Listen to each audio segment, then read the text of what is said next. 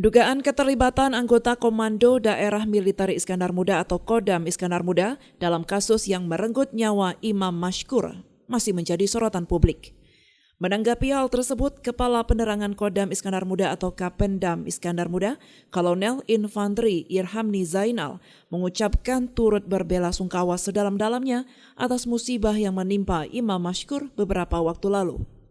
Kapendam Iskandar Muda menerangkan saat ini proses penyidikan yang dilakukan Pom Dam Jaya masih berlangsung. Kapendam berharap agar semuanya bisa bersabar dan menunggu hasil agar semua bisa terungkap dengan jelas. Pihaknya juga mendukung penuh proses penegakan hukum. Irhamni juga menegaskan bahwa tidak benar salah satu pelaku merupakan supir Pangdam Iskandar Muda. Proses penegakan hukum harus dilaksanakan, kami mendukung itu. Nah, untuk kelanjutannya memang kita semuanya harus bersabar untuk menunggu hasil penyidikan yang dilakukan oleh Polisi Militer Kodam Jaya.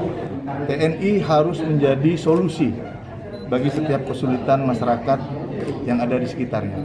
Serta TNI adalah dari rakyat, oleh rakyat, dan untuk rakyat. Dan kita sangat mendukung penuh proses penegakan hukum terhadap setiap persoalan apapun yang dilakukan oleh oknum prajurit TNI harus dilakukan penegakan hukum secara transparan dan adil. Jadi nanti untuk keterangan lebih lanjut apa hasil penyidikan nanti pasti akan disampaikan oleh penyidik. Dalam hal ini Polisi Militer Kodam Jaya. Dari Banda Aceh, Lala Nurmala melaporkan untuk Puja TV Aceh.